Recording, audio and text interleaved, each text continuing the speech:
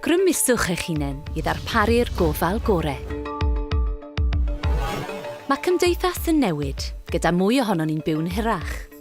Mae hyn yn newyddion da, ond mae'n creu heriau.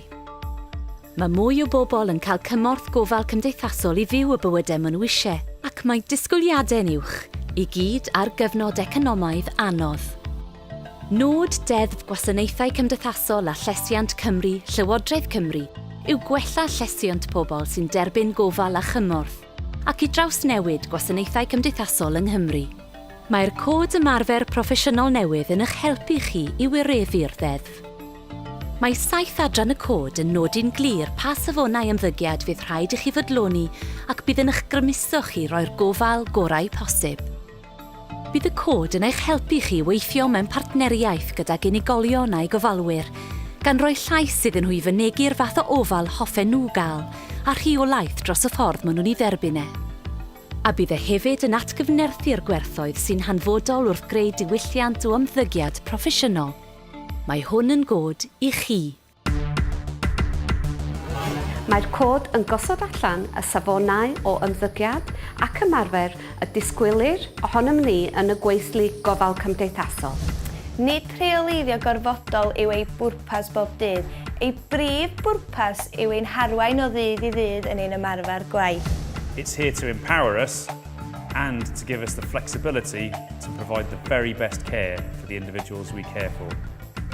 Mae'n deg i ddweud bod y cod yn dod ar newid ymarferol mwyaf rydym wedi gweld yn y sector gofal ers blynyddoedd. Os fel fi, rydych yn gweithio mewn gofal neu waith cymdeithasol, byddwch eisiau gwybod am y cod. It's here to help us strive to provide the very best care and to help us make our personal contribution to improve the lives of people who need care and support services. Mae pwynt 1 o'r cod ymarfer yn dweud y dylsen ni gyd fel gweithwyr gofal cymdeithasol Parchu safbwyntiau a dymuniadau a hyrwyddo hawliau a buddiannau, unigolion a gofalwyr. Pobl sydd wrth raidd y cod.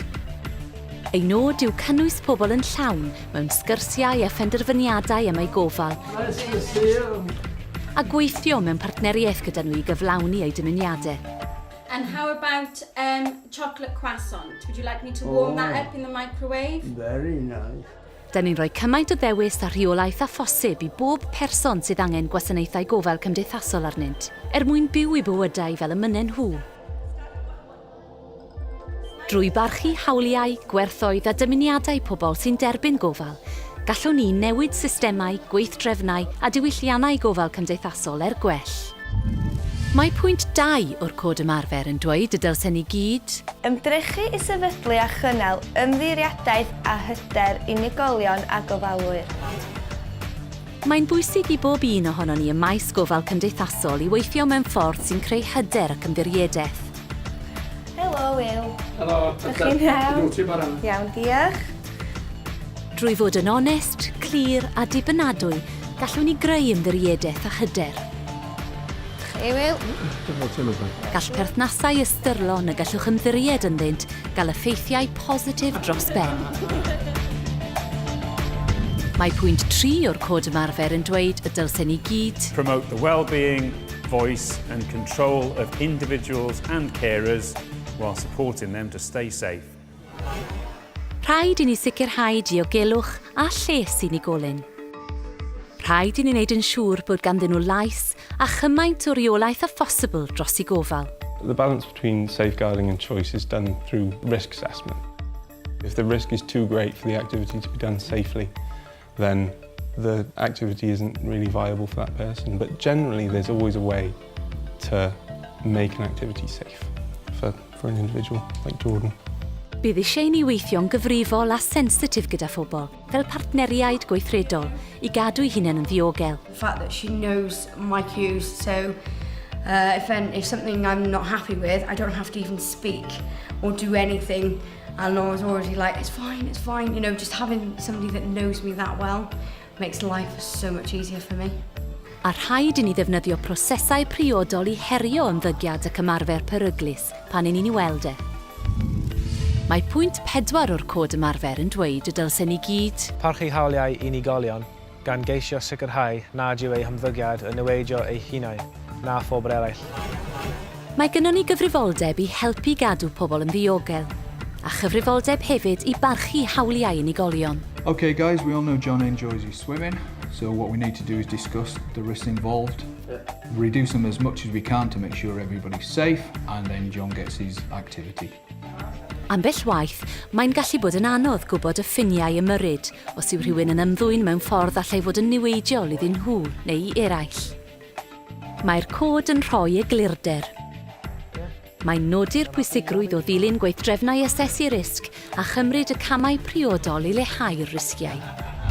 Mae pwynt 5 o'r Cod Ymarfer yn dweud y dylsen ni gyd gweithredu yn ddidwyll a chynnal ymddiriedais a hyder y cyhoedd yn y proffesiwn gofal cymdeithasol.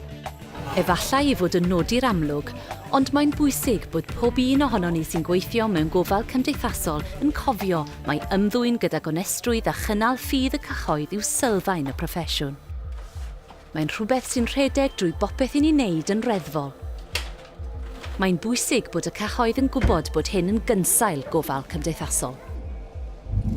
Mae pwynt 6 o'r Cod Ymarfer yn dweud y dylsen ni gyd be accountable for the quality of our work and take responsibility for maintaining and developing knowledge and skills.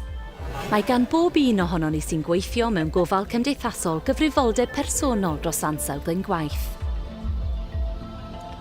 Rhaid i ni gyrraedd safonau uchaf ymarfer a chadw cofnodion clir a chywir o'n gwaith. I've met with the new tenants and completed the support needs assessment. I was able to identify their assessed needs and I've recorded them here. Rhaid bod yn agored a gonest gyda phobl os ydy pethau mynd o chwith a gofyn cymorth gan eraill os ydyn ni'n meddwl bod y sefyllfa tu hwnt i'n gallu ni, beth bynnag yw'r reswm. So it's just to make you aware what kind of services we offer and what kind of support that we can provide for you if you need it. All right? Rhaid i ni hefyd barhau a datblygu sgiliau drwy hyfforddi a chyfleoedd dysgu eraill.